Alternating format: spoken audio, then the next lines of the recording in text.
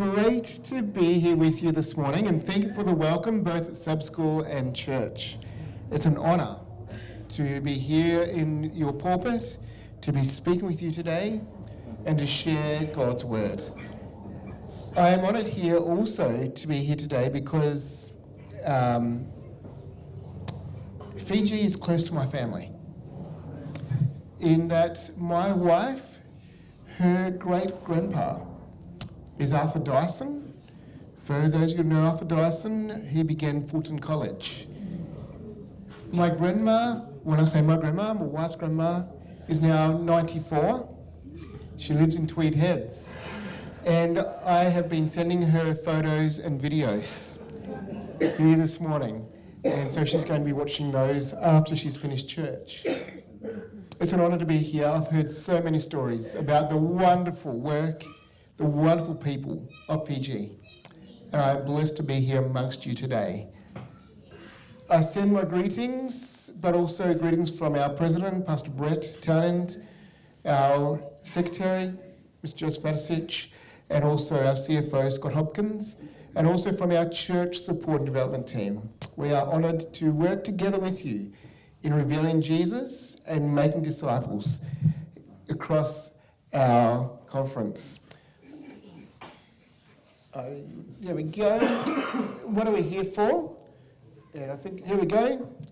As a church, if this is your first day to the Adventist Church, we welcome you. We're glad you're here. And this is why we exist. This is why we worship. We're here to make disciples of Jesus Christ, who live as his loving witnesses and proclaim to all people the everlasting gospel of the throughout his messages in preparation for his soon return. That is why we exist as the Brisbane Fijian Seventh-day Adventist Church, is to make disciples of Jesus Christ and live as his loving witnesses. We heard this morning in Sabbath a bit about the Fiji for Christ this year. And on the screen now you see a bit of the picture that we have in South Queensland of how we can engage in the bigger picture of SPD for Christ. And so this year we've got Bless 26, where we want to encourage every member to be blessing their community. Begin with prayer, praying for those who don't know Jesus yet. Listen with them, eat together with them, serve them, and share your story of how Jesus changed your life. Going into 2027, we'll join together with the World Church in One Voice 27. And we're excited about that and the potential for that, where every single mode of media will be pointing people to Jesus Christ. And then in 2028, we have Australia for Christ. And what I challenge you as a church is, how are you preparing for Australia for Christ?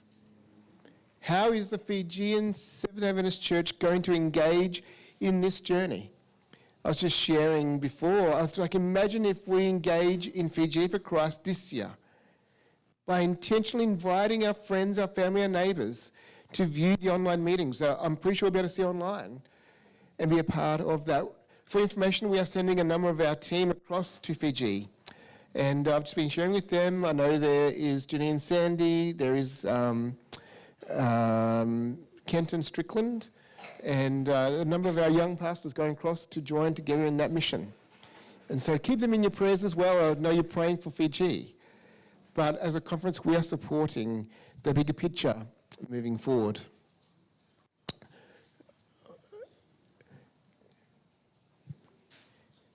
Question for you. Who do people see when they see you?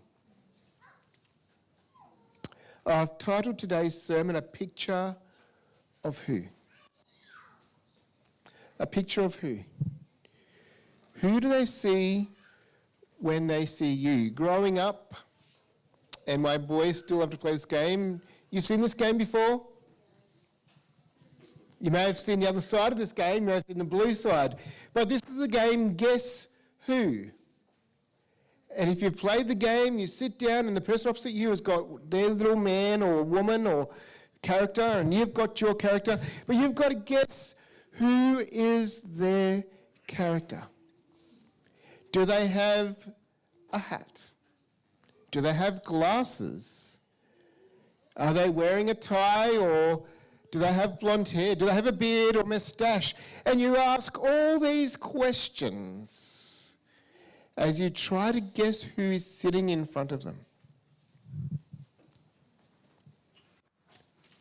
Who do people see when they see you? I've recently returned from a trip to Europe, a family holiday. Wonderful time. As I took my wife and kids and my mother and father-in-law across and spent 5 weeks going through France, going through Switzerland, and then going through Italy. But we got to go to the DLSA, and I got to see some of these classic pictures which you may have seen photos of. But this artwork here is of Van Gogh. And you'll often see it on TV or even in magazines. But it's a self-portrait. He painted himself. Pretty good job, if you ask me, of painting a self-portrait. And there's a number of self-portraits, but this is the most famous one. And so to set up close was very interesting. Here's another one of his works. Van Gogh's Starry Night, very famous piece of artwork. You've got this piece, but you also have the spiral. So there's 2 different Starry Nights that he's created. Another famous piece of artwork that is known around the world. The other artist that was very much featured in there's quite a few of them, was Claude Monet. You may have heard of Monet. And this is one of his most famous pieces of artwork. It's called Blue Water Lilies. Monet painted this in 1916 to 1919. It is a big piece of artwork that is on a feature wall. You can see how big it is. That's my son Kobe. And you can see how big the piece of artwork is as you see him standing in front of it. It feels calm, but it is somehow huge. Monet was moving beyond traditional landscape painting when he painted this, where you have traditionalists that painted these landscapes and you would have the beautiful views and the sky, whereas he was moving beyond that, where he removed the horizon and the sky as he did this piece of artwork. And there's actually no reference point. Now, I'm an artist myself. I like to paint. And so I do quite a bit of artwork. And so as I'm looking at this and reading about it, it actually began to mean a lot. And as you go further, it is described as the first piece of artwork that's leaning towards what they call abstract art, where you begin to see, yes, it's a portrait and it's a landscape, but then you see that it's not necessarily clear-cut lines. But what we don't realise is, Monet painted this piece of artwork while dealing with failing eyesight and cataracts. Think about that for a minute. Here is a masterpiece, one of the world's greatest piece of artworks, yet the man who painted it had cataracts and failing eyesight. He actually talks about his greatest masterpiece. It was his garden, and this is his picture of his garden, so to speak. And as I reflected on that, I reflected on Beethoven, who couldn't hear, has composed some of the world's greatest classical pieces. The interesting fact about this artwork is it's actually not finished. So you'll see it doesn't go right to the very edges. He actually left it unfinished because he wanted to portray that the work is not finished. It is still ongoing, the development of future of life. And as I reflected on that, I thought, that's a good point. Brothers and sisters, God is not finished with you. It doesn't matter how old you are. It doesn't matter if you have a disability or challenges in your life. God is not finished in your life with you. So what picture is your life painting? What portrait is your life creating? What masterpiece is your life revealing? Come to Ephesians. Ephesians 2 and verse 10. Ephesians 2, it's in the New Testament, just after Corinthians. Ephesians 2 and verse 10. And it says, for we are whose? We are God's masterpiece. He created us. He created us anew in who? In Christ Jesus. So we can do the good works or the good things He planned for us long ago. When have you actually stopped to reflect on that passage? To really reflect on that passage? For you are God's masterpiece. Friends, it doesn't matter how old or how young you are here this morning, I want you to know today that you are God's masterpiece. You are God's handiwork. That in your life, God is painting a beautiful picture, creating a wonderful masterpiece. And it doesn't matter where you've come from, what you've done, where you've been. You are so special to God that you are His masterpiece. And He's created you and you in who? What does that mean? For many of us will remember the classic and the well-known verse, John 3:16. For God so loved the world that He gave His one and only Son, that if you believe in Him, you'll not perish, but have eternal life. That He created you and you in Jesus Christ. That you have forgiveness, that you have salvation when you believe in Jesus Christ. But it doesn't just stop there. Paul writes, so we can do the good things He planned for us long ago. The good works, some versions say. So that we can get out our paintbrush and reveal in Matthew the God colours in this world as we shine His light to those around us. As we reflect on what a masterpiece is, value equals worth. If you value something, it is of worth to you. And that's a challenge sometimes, because what I might value may be different than what you may value. I may value a little Matchbox car that I was given as a child. But to me, it is worth something. I might value a written note from my mum that she wrote to me before she passed away. But to you, they may not mean anything. But what you value is worth something.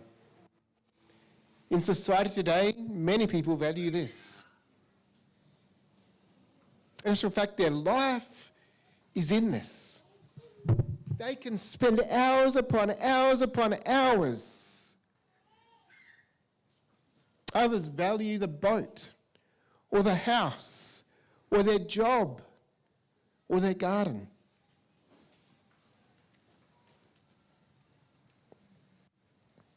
What do you value?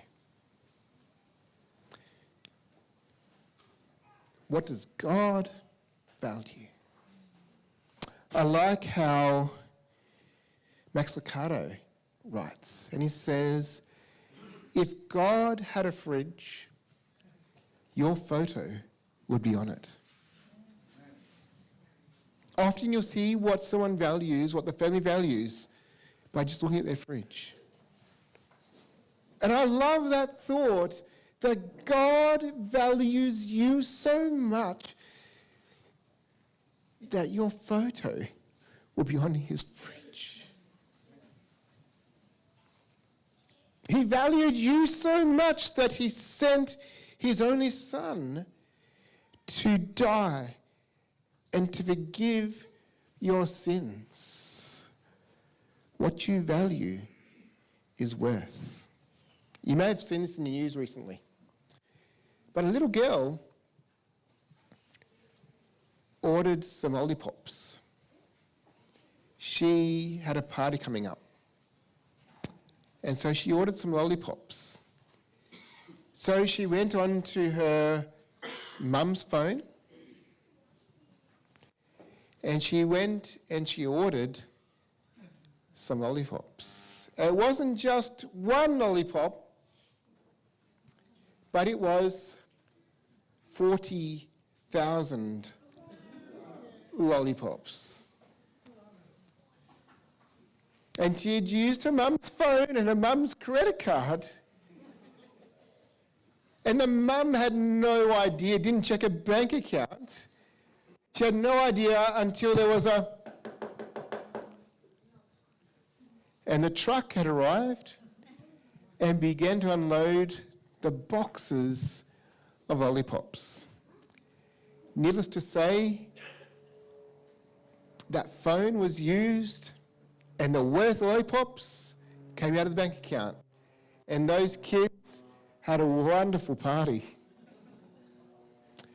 Apparently mother contacted the company and they managed to give some back and take some back.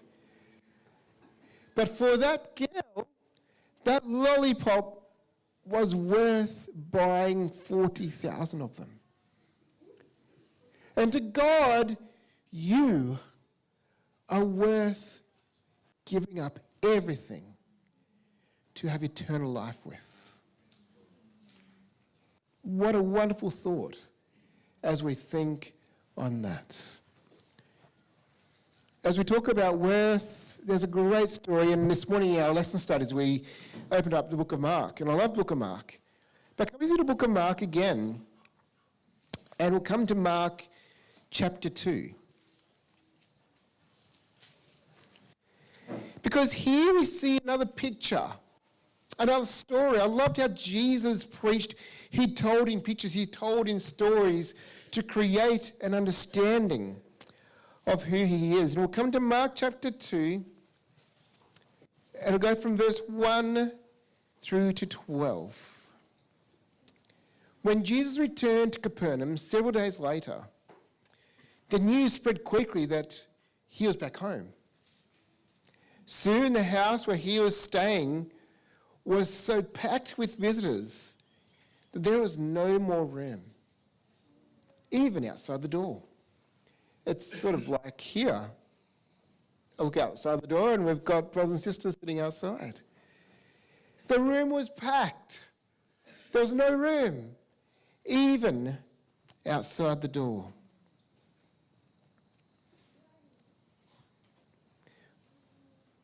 While he was preaching God's word to them, 4 men arrived, carrying a paralyzed man on a mat. They couldn't bring him to Jesus because of the crowd. So they dug a hole through the roof above his head. Then they lowered the man on his mat right down in front of Jesus. Seeing their faith, Jesus said to the paralyzed man, "My child, your sins are forgiven." But some of the teachers of religious law who were sitting there thought to themselves, "What is he saying? This is blasphemy. Only God can forgive sins." And Jesus knew immediately what they were thinking. And so he asked them, "Why do you question this in your hearts? Is it easier to say to the paralyzed man, 'Your sins forgiven,' or to stand up, pick up your mat and walk? So I will prove to you that the man, the Son of God, the Son of Man, has the authority on earth to forgive sins."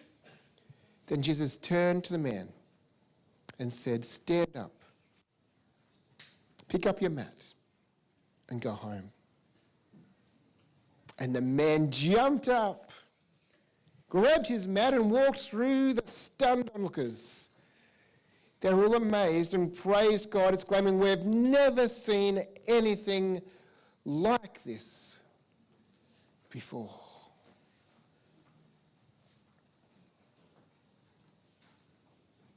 To 4 men, how much was their friend worth?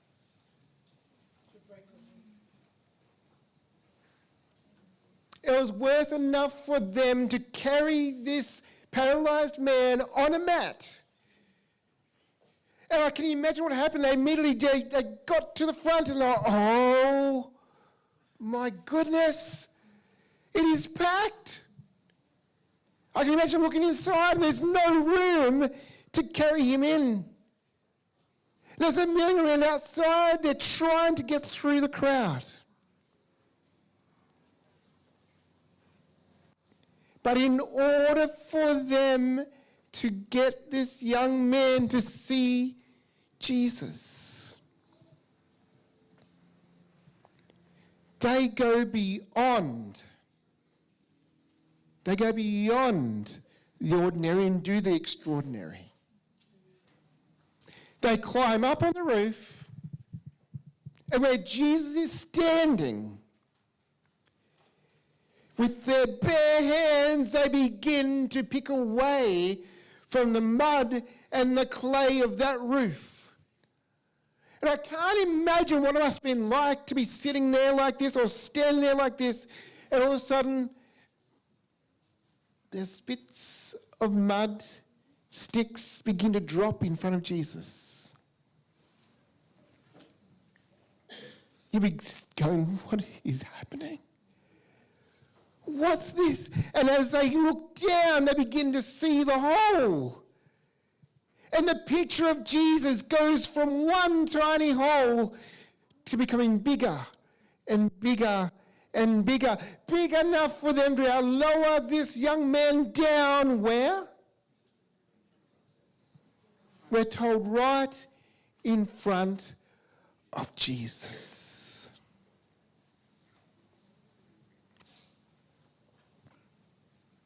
They gave up everything in order that they could bring their friend to Jesus and be at Jesus' feet. Wow. The worth of someone to experience Jesus Christ. Jesus knew what they were doing. And as Jesus stands there, he doesn't just say, "Your sins forgiven." Anyone could say that. But to prove that he is the Son of God, he then says, "Young man, take up your mat and go home."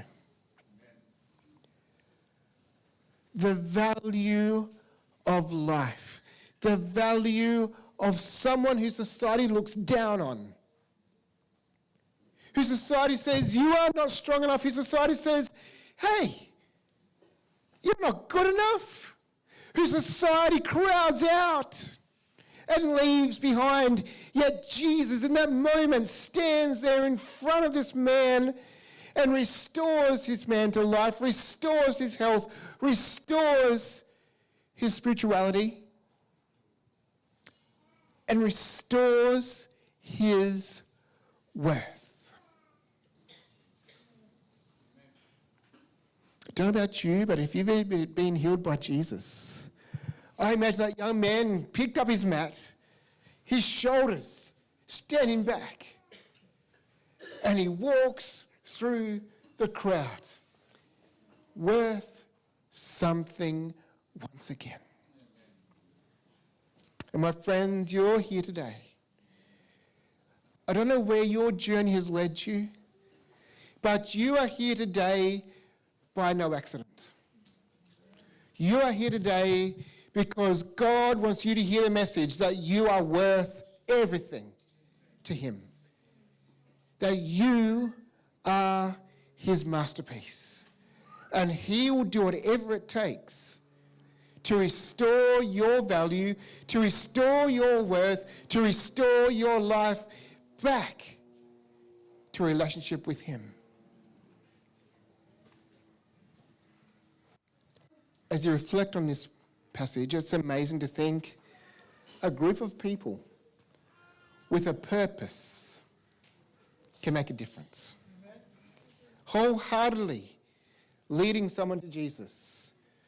A group of people with a purpose can make a difference. Never doubt that a small group of thoughtful, committed citizens can change the world. Indeed, it's the only thing that it ever has, writes Margaret Mead.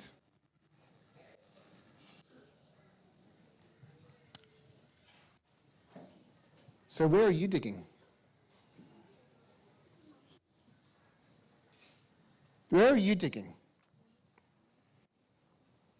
These 4 men dug to get where? They dug to get closer to Jesus. They dug to reveal a picture of Jesus. Where are you digging? What are you willing to do to see Jesus? What are you willing to do to see Jesus? Are you willing to open his word? As you dig into his word, he reveals moment by moment, word by word, piece by piece, his character, his love, his grace, his forgiveness, his future and your future through this word. Where are you digging?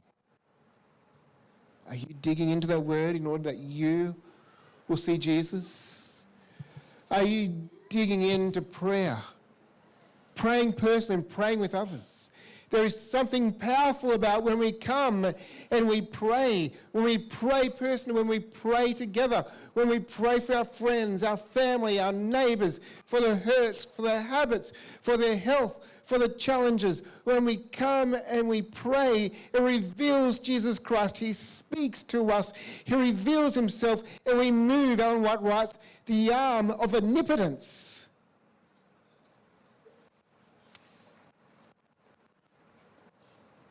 Are you praying in order to see Jesus, to know Jesus? Are you fellowshipping together with friends, with family, with those you love and care for, and they care for you? Again, that's a picture of Jesus. I've seen a picture of Jesus this morning, friends, as we've fellowshipped together, as we've come together and worshipped together and shared together. But we are challenged not to neglect the meeting together. We are challenged to press together, to come together, because that is where Jesus is revealed. That is where we can see Jesus. That is where we can be inspired and we can find and continue to hear about our value and our worth and how much you are loved and how much you are worth to him.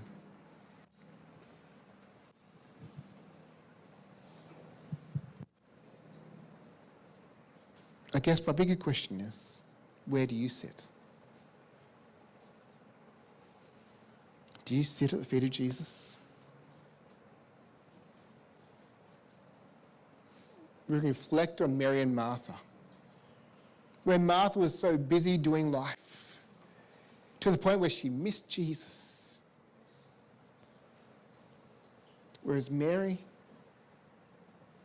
where does she sit? She sits at Jesus' feet. Where these men lower this young man, it wasn't to the back of the room, it wasn't to the side of the room, it wasn't to the second row. It was at Jesus' feet.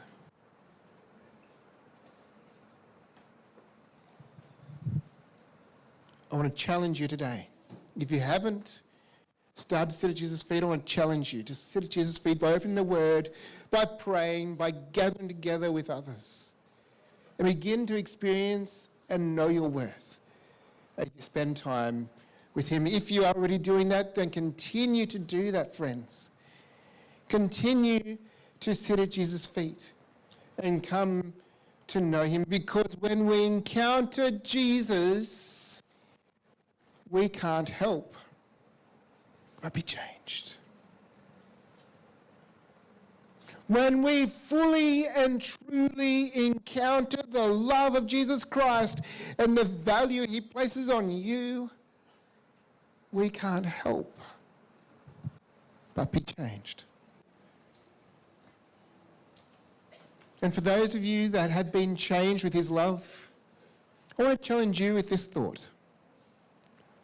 What difference are you making in your home, in your street, in your neighborhood, in your school, in your workplace, in your community?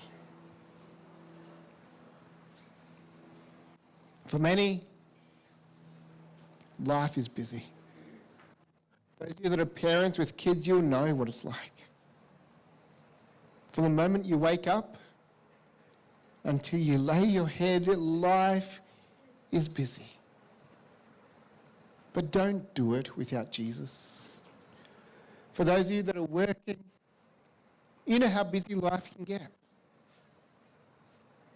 Whether you're in a factory, whether you own a business or work in a business or an office, life can get busy with emails, with phone calls, making things, whatever it looks like for you, work can get busy.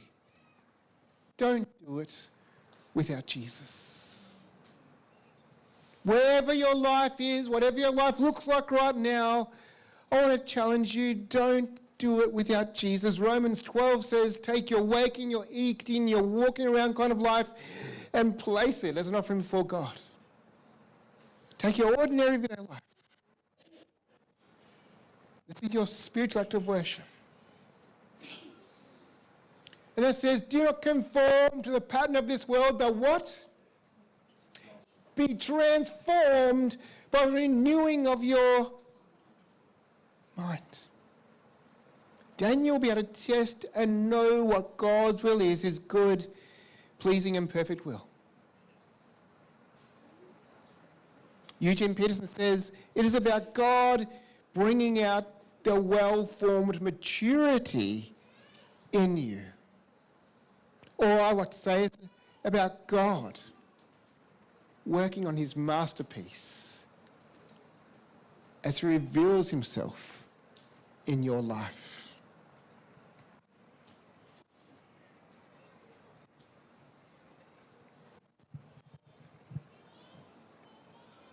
How does he change our minds? How does he reveal himself and transform us? It's through the Word. It is through abiding in him, and we can read it in John 15. As you abide in him, he reveals himself through the Word, and it transforms you from the inside out. You see, a couple of years ago, we had that cyclone that came through the southeast of Brisbane. Remember that? Yep. And on the news in that time, there was this picture. This is down the Gold Coast, Coolangatta, where those big pine trees, if you've been down there, there's big pine trees. So the storm was so big that some of those fell over. And as the news report is down there, there are people that are walking around these pine trees. And they've got bags and they're bending down and they're picking up something. And you immediately go, I wonder what they're picking up. What are they picking up? Maybe it's pine cones. What is it? And as you get closer, you begin to see a picture of what they're picking up.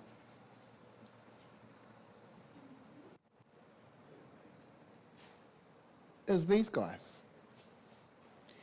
In those trees nest thousands of lorikeets. And what had happened is the storm had blown the trees over, had destroyed their homes, and there were lorikeets scattered across the lawns on the foreshore. And these volunteers were walking along. They were bending down and they're picking up these lorikeets. And the ones they could save, they would pick them up. And they would love them, they'd look after them, and they would take them back to the Currumbin Wildlife Sanctuary, where they could be restored. As the news reporter got close to them and they did an interview, they said, "Why are you doing this?" They said, "Those birds couldn't do anything to save themselves. That storm knocked them out of the trees. But they said, they are worth something. And we might not be able to save them all, but we can save just this one." And there was the man with that lorikeet in his hands. I can save just this one.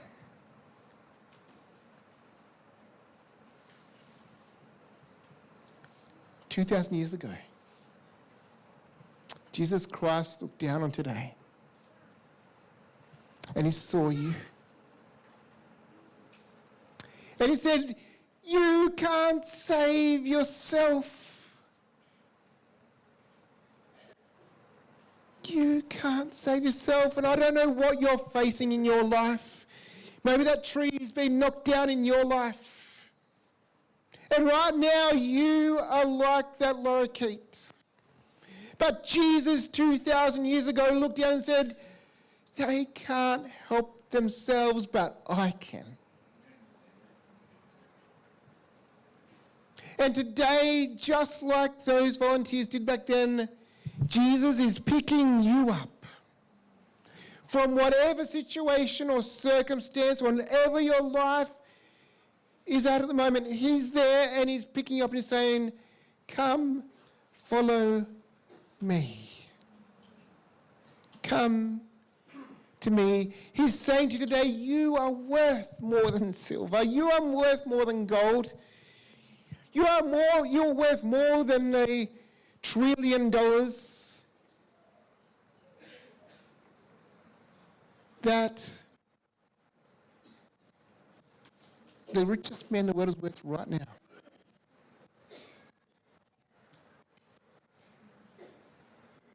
You're worth everything. And he says, you're worth life to me.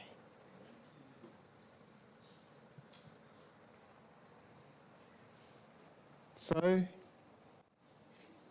in everything we do, as we reflect him, Ephesians 5 says, imitate God, therefore, in everything you do. Because you, as dear children, live a life filled with love, following the example of Christ. He loved us and offered himself as a sacrifice for us, a pleasing aroma to God.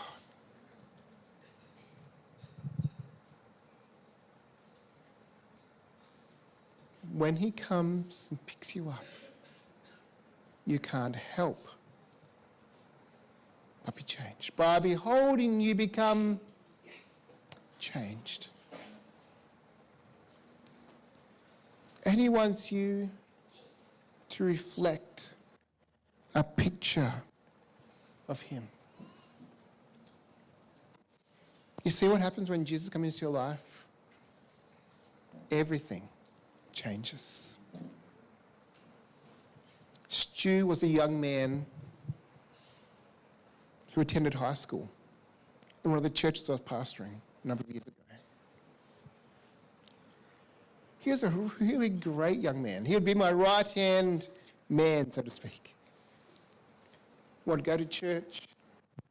He'd be like, Pastor, what can I do? Pastor, how can I help you? I remember his parents called me to go over to their house one night. I went across, they invited me in, we sat down in the living room. And as Stu sat there, I said, Pastor, we have some news to share with you. I realised this wasn't just a normal visit. But Stu said, Pastor, I've been diagnosed with terminal brain cancer and I don't have long to live.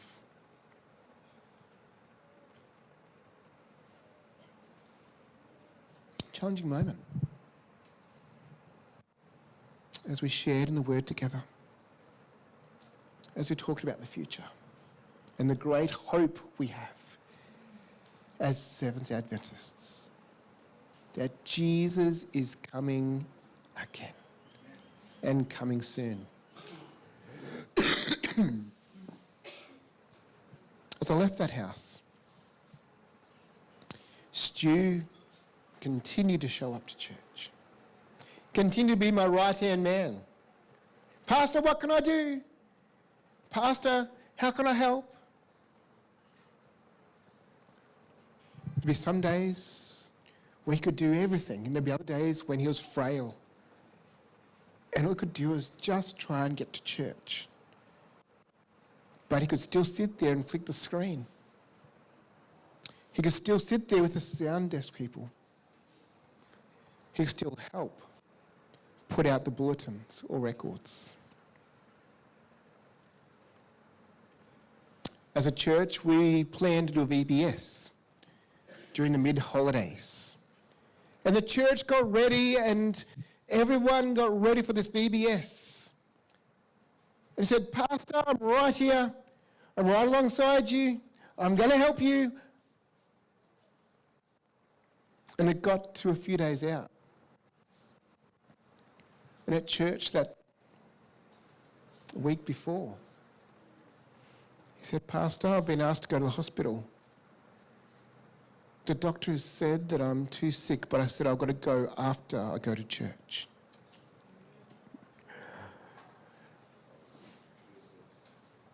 The mum and dad took him straight after church to hospital because his immunity was getting very weak.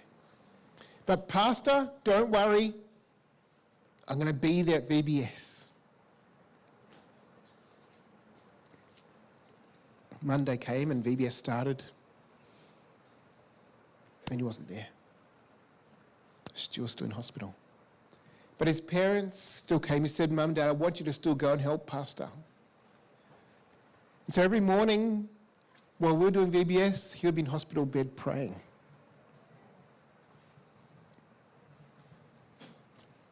Every day he prayed. Every day he would ask, was Adam there? Was Adam there? His mum and dad said, oh, the first few days he wasn't. Then came to Wednesday, yes, Adam was there today. On Friday night, we did a special Friday night program. And that night, he asked the question, did Adam come tonight? And Mum and Dad said, yeah, Adam came tonight. And they said, he asked another question, did he give his life to Jesus? No, Adam gave his life to Jesus that night. As a church, we had one final big day on the Sabbath, on the Saturday. And all the kids came and we had a wonderful time. And I was honoured to do the call for those young people to give their heart to Jesus. Mum and Dad tell the story that as they left that Sabbath, went back to see Stu in that bed, he asked a question. Did Adam give his heart to Jesus?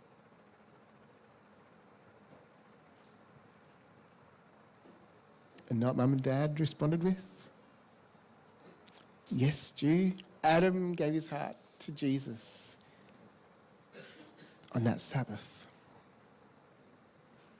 The next morning, on that Sunday morning, I got the phone call from Mum and Dad. Pastor, Stu's gone to sleep in Jesus.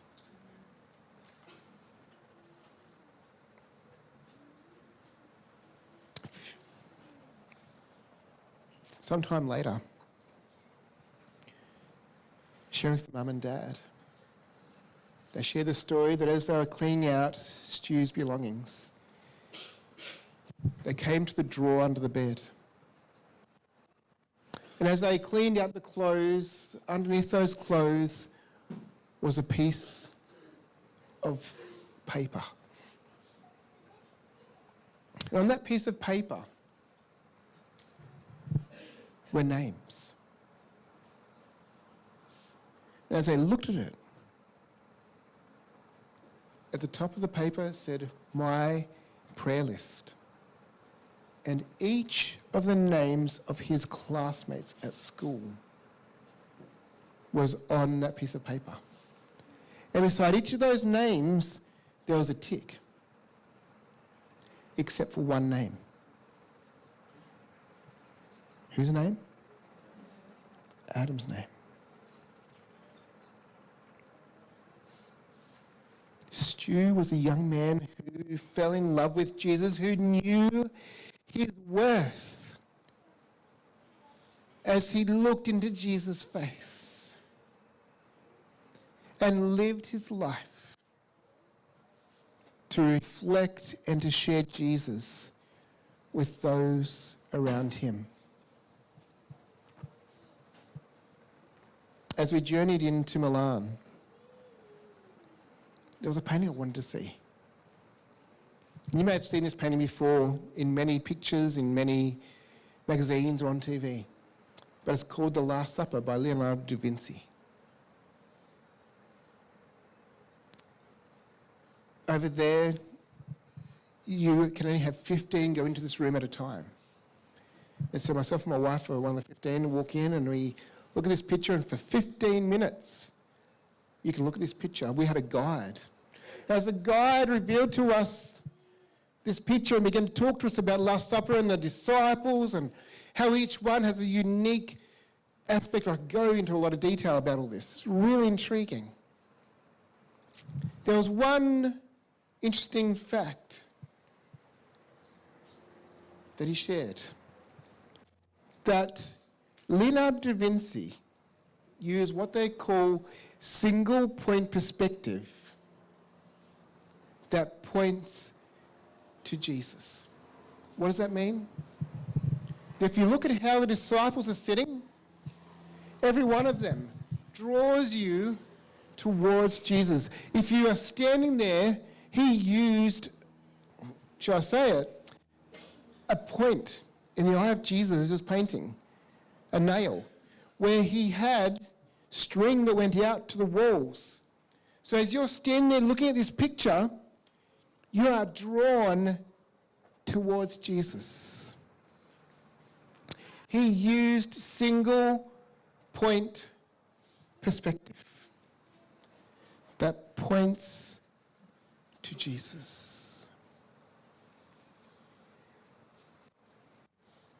So today, I want to ask you this question. What picture of Jesus is your life revealing?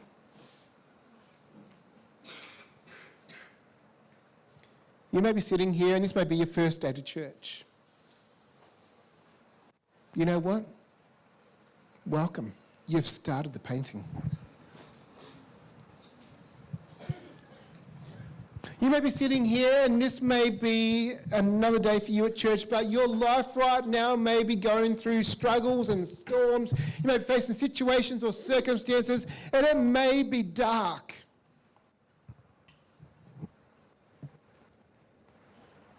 You're still painting a picture of Jesus.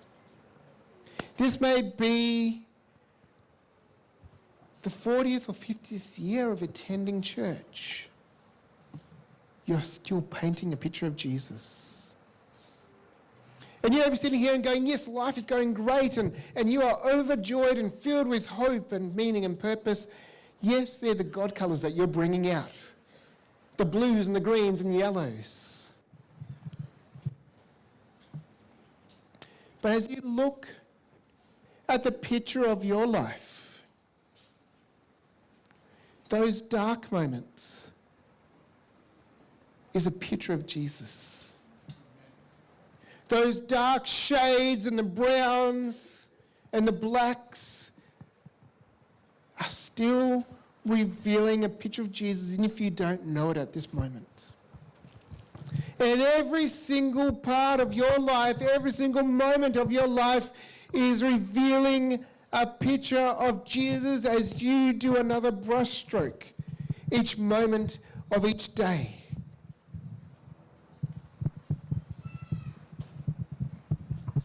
Because why? Because you are God's masterpiece.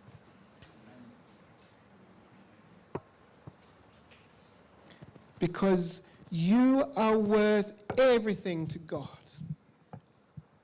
That He gave His one and only Son, that you, if you want to believe in Him today and you give your heart to Jesus, just like Adam gave his heart to Jesus, will not perish but have eternal life. And you were created to finish the picture that He saved you to finish from the very beginning. What a blessing that is. Right from the very beginning today, we talked about Romans 5 in our lesson study. Consider it a blessing, consider it a joy when you face trials and hardships, because it produces endurance, and endurance produces character, and character reveals a picture of Jesus. Friends, may you know you are God's masterpiece, created to do good things He planned for you before you were born. May you know He loves you, and may you live with that hope in His soon return, that we can spend eternity with Him.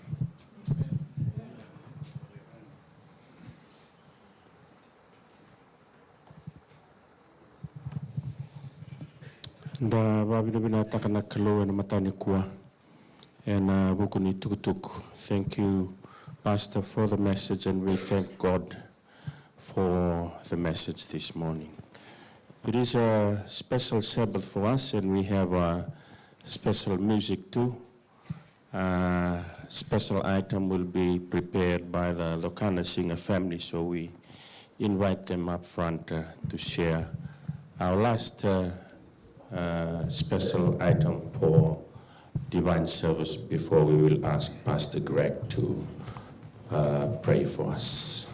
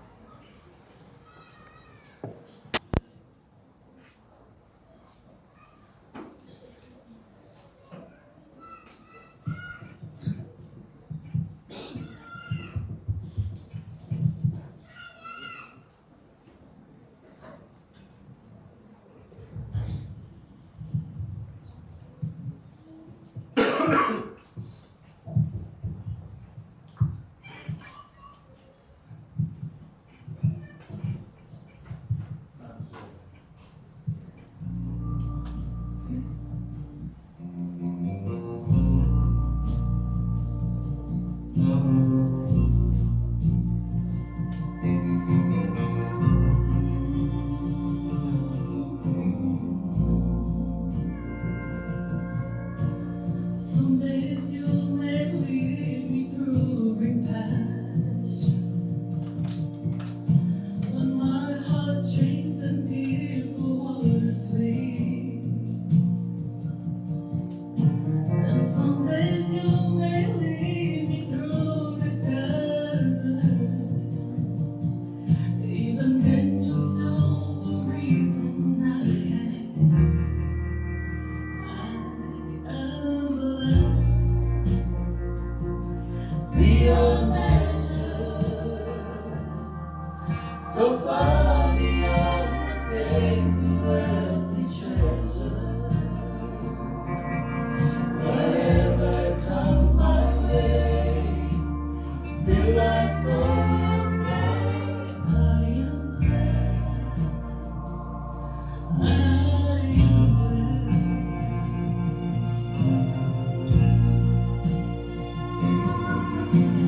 Through the trouble, pain, and disappointment, when it seems that I have nothing left, you will never leave me or forsake me. I will testify until my dying day. I am blessed beyond measure, so far beyond what's gained through earthly treasures. Whatever comes my way, still my soul will say, I am blessed. I am blessed.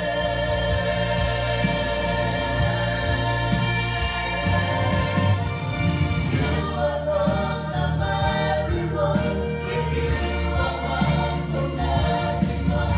And because of goodness, follows me all of my days.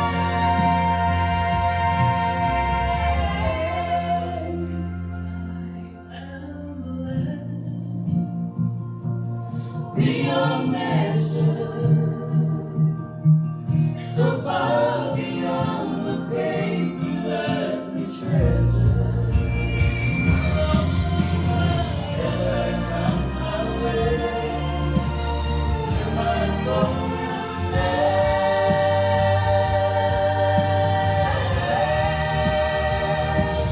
I am blessed.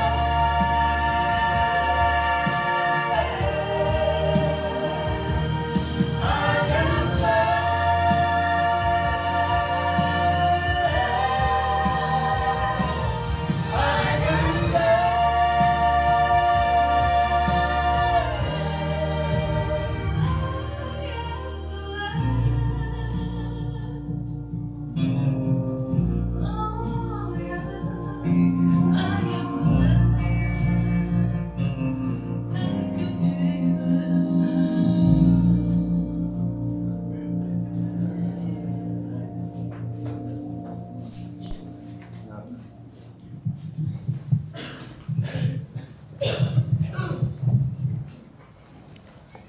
I invite you to stand as we say the benediction.